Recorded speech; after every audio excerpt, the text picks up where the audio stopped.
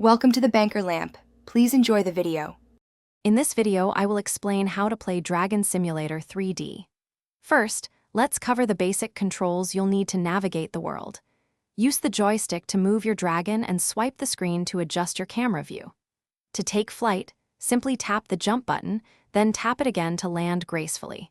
You can also use the attack button to engage enemies or interact with objects in your environment. Once you've mastered the basics, it's time to dive into missions.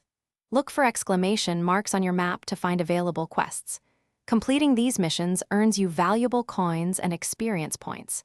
Use your earnings to upgrade your dragon's strength, speed, and firepower.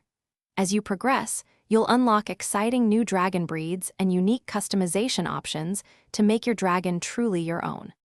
Combat is a key part of Dragon Simulator 3D. Learn to dodge enemy attacks and unleash your dragon's fiery breath or powerful claw swipes. The vast open world is full of hidden treasures and challenging foes, so take your time to explore every corner.